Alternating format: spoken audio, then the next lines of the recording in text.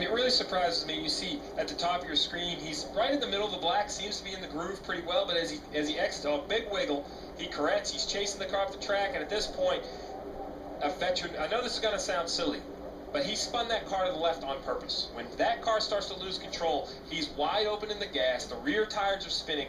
He knows his best chance is the grass, because if he rolls out of the gas, that car is going to turn right, because that's the way he has the wheels turn. And if it turns right, there's a big safer barrier out there that's going to really end this car's day. So he spins it through the grass, which is never a guarantee. It's pretty soft.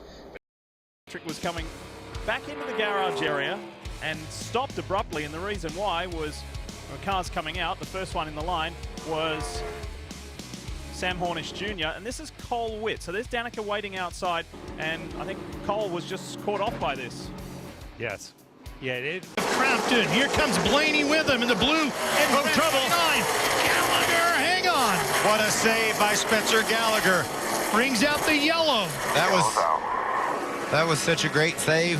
NASCAR thought he'd wrecked him. He's been this year and the great moves he's made. Look at that. He's 45 degrees sideways here and saves it. He needs to save that one for Eldora, because that's the way he's going to drive through 3 and 4 in a couple of weeks. That's with the rear end of his vehicle sliding around as we see it. Caution is out. Brendan Brown, the 86 truck, is around. Brendan had such a good run. Into the lead. Here's another great keep it off the wall moment. I was going to say exactly perfect. You're right, Phil, but every lap that goes by that Crafton doesn't get. Tough. Caleb Holman, that 75 truck, he was in position with the Food Country truck to get the free pass. Right there, you see the two trucks. They were actually racing for the free pass. Caleb Holman, the 75, was in position. Daniel Hemrick, the 14, was going to try to get by him to get in position for that free pass. They made contact, and that's the resulting damage to the Captain drops to the bottom in the yellow 88. He's in fourth, Hunter in third, and there goes Bell into the wall. Christopher Bell in his second start in the NASCAR Camping World Truck Series has seen that truck get sideways more than once tonight. You can watch, he gets loose on the bottom and tries to chase it up the hill, and then it finally just comes all the way around. He was inside the top 10, Phil, and like you said, he was thinking, I'm going to give me some positions. I've had this thing out of control. I can hang on to it. But these things are just so hard once you get them sideways. If you save them once, it's quite an look. He's sideways before he ever got to the corner. Yeah. And then never really caught up to it. Just about got it there, but then ran out of racetrack. If we would have had another lane or so of where rubber had been put down, he probably would have saved that truck, but unfortunately for him, didn't have it. You make one swipe at it and save it, maybe two. These guys know that time is running out. We're approaching 10 laps to go. Look right side of your screen. Look how sideways John Hunter was, right up against the wall. Oh, and there's the caution. Gallagher pounds the wall this time with the 23. He was running 13th at the time. Man, these trucks are running up 7 or 8 to go. And look, it's a 3-wide battle. Gallagher gets into John West Townley and turns himself sideways. There had to be contact from where he was spinning. And watch this thing turn left, and right, excuse me. And I'm sure to Spencer, it felt like it picked up speed as it got to the outside wall there. By the way, if you're looking for that CONCACAF soccer match, you can find it right now on Fox Sports 2, and we'll switch it over to Fox Sports 1 as soon as the checkers fly here. Watch this. He just tried to take the bottom and go 3 wide, but he had a bad angle to the corner and ran into John West. I think once he got to John West, then he might have just grabbed the steering wheel, tried to turn left to stay off of John West. When it did, it turned him sideways, and hard contact with the outside safer barrier. That's what the end of these races are all about, Ralph, and that's why the last 10 laps are so unpredictable. Here's something interesting about the last 10 laps here at Kentucky. The driver leading with 10 to go has won 15 of the 17 races here. Looked like John West maybe moved away from Johnny Sauter as they entered the corner, not so he wouldn't go in the corner so close to Johnny Sauter, and that might have surprised. Have anything to say? 5 to go. Problems. Huge hit for Kennedy. The 11 up on the safer barrier. Down off the wall it comes to a grinding halt in the middle of the racetrack. It is. So he's racing on the inside of David Gillen. They make a little bit of contact. You see John West Townley was on the outside. He's going to run right into the side of him and kind of lift that truck up a little bit.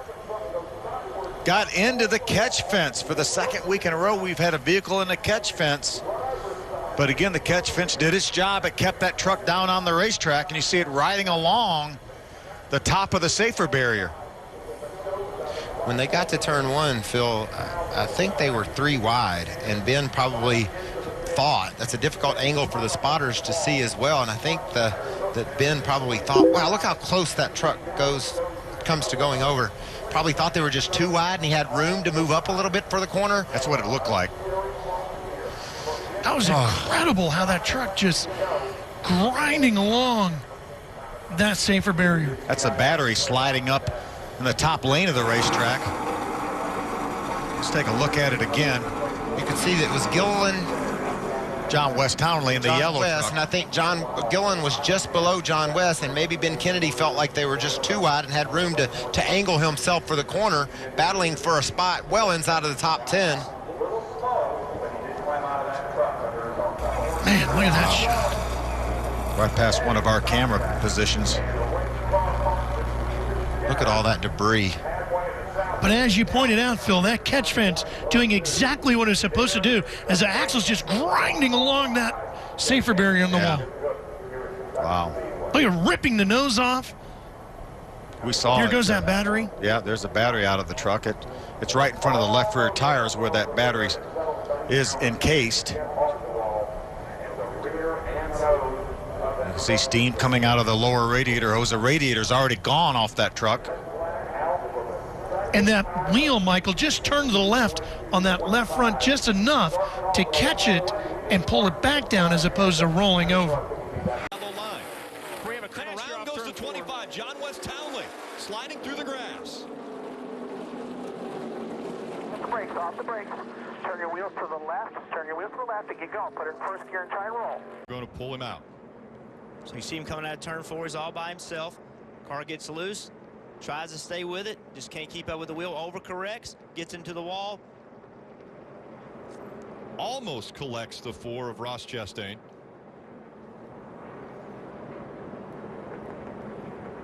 You see how slick that grass is. He just slides across it. You can see John West, when he got loose, he turned the wheel back to the right. If you don't turn the wheel back to the right, it's going to spin out. The problem is you can see him up high. Not way too high, a little bit high. The thing just came around on him. Stayed wide open in the gas. That made the car not back up and get into the wall. Saw the right front tire blow right there. Essentially drove it on pit road. How about this perspective from Eric Jones?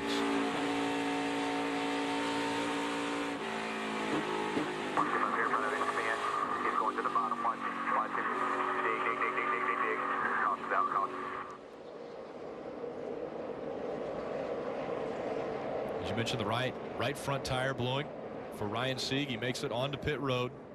Up the racetrack, but here comes Brad Keselowski. Takes the lead back as they cross the stripe. And the caution has come out.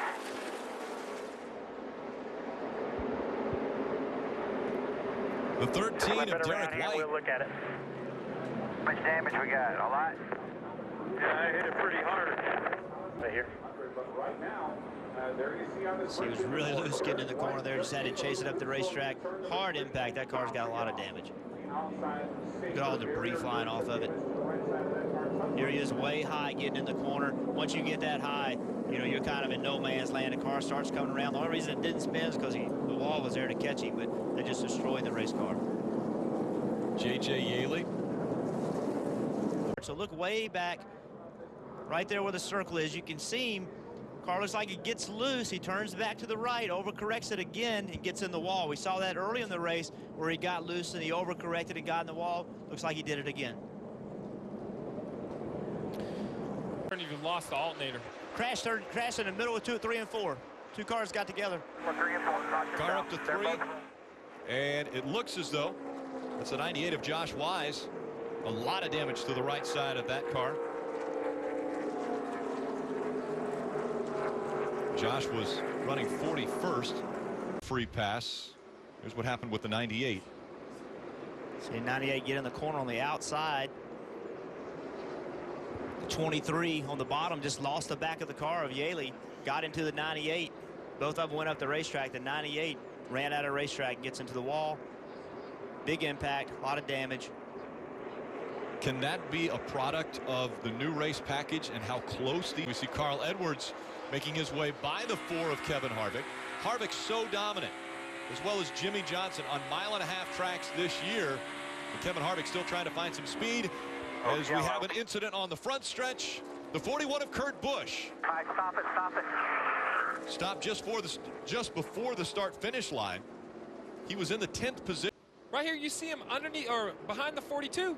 Jeff, he just gets loose. Yeah, he just comes around on it. You know, he's trying to go as hard as he can. He's in the throttle. He's loose. We already talked about being tight leaving the corner, so he may have gotten up, and as he got close to the wall, he got tight. Then he had to, like, put a lot of wheel into it to keep from hitting the wall. Then the back end comes around. But to your point, we just haven't seen these things. And you know what's crazy? The drivers wanted this. The drivers wanted the cars to drive bad. They might not tomorrow. No, but it sounds crazy. But I think the advantage that they all feel like they can get, because every one of them thinks they're a better driver than the next. They want it to be difficult. Look at him with his wheel.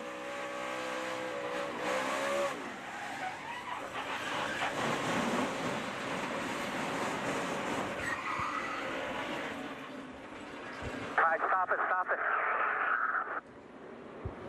Yaley. He was really close to the wall. Actually gets into the wall just a little bit right there. A little bit of debris flying. As these cars run high. Way up the racetrack is the 88. You saw the right front rotor glowing. He was on the brakes. He just couldn't get it slowed down. Went up and got up into the wall. Now listen, here's one thing too. These teams have all lightened up their brake packages because of the old aero package, okay? They put smaller rotors. They put smaller calipers on their cars. Now that you have to use the brakes more, do you need to go back and put the old package on where you have bigger calipers and bigger rotors? That could be a factor. You could see he was on the brakes getting in the corner, the right front tire. You see the left front glowing. You see that glow right in the middle of the left front tire. Watch Dale Jr. get in the corner. And that's what happens. The reason you saw one rotor glowing, this comes down to a run with under 20 or 25 laps to the finish. I'm going to do whatever I can do to get track position. If that means 2 tires, I'm putting Sliding 2 tires 26. And a close call. But he's able to keep it straight, Jeff Burton.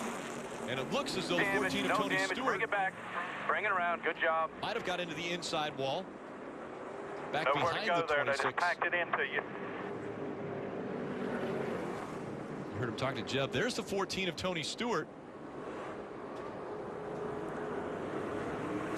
Might be a donut on the driver's side of. See 4 wide. Not sure Tony doesn't have some sort of a problem right here. 17 gets in the side of the 26. It's looking no more damage than it was. 14 got into the wall, locks it down. But the 14 was really slow getting into the corner, like he has some sort of a problem.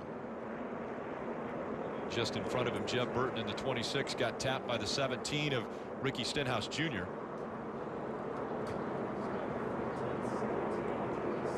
Yeah, it's just when you have a car like the 14 up top who was slow and they were already 3 wide underneath them, they don't expect it to be there. Oh, you see here earlier on the front stretch, the 1 of Jamie McMurray and the 14 of Tony Stewart get together. That causes the 14 to get out of the gas. He's instantly lost momentum. You see the cars going by on the inside, a little bit of smoke out of the back of the car, and then as they go down into turn 1, that 3 wide that caught Tony Stewart made it 4 wide. They just ran out of racetrack as they enter turn 1. And a 14. Now, Carl Edwards saying that he's neutral in 1 and 2, free in turn 3. Danica Patrick looks to have gotten into the grass. Don't get wrong. When you can't, leader is just history. Right rear damage and right front damage to the 10. She goes back out on the track. See Danica driving into turn 3. Oh, gets loose. Gets a tap from Junior. Now she went. Again, we've heard all night that Junior's had trouble with brakes. So when Danica got a little bit free, could Junior not get slowed down and he got into the back cover? That could have been the issue. Danica Patrick with damage to the right side into the grass. Have brakes. And this just happened. The 10 gets into the back of the 88 as they get onto pit road. Yeah, she doesn't know. She doesn't know that he is having a brake problem. You know, she just thinks she knows somebody restarts. The intensity is ratcheted up. The 42 right here, he's still smoking. He had contact on the restart. The give and take is gone. It's take, and take Left some more. rear's down on the 42. Let's see if he stays out of the wall. He kisses the wall. The 42 has the left rear down, and that brings out the caution for the 11th time. Yellow's up.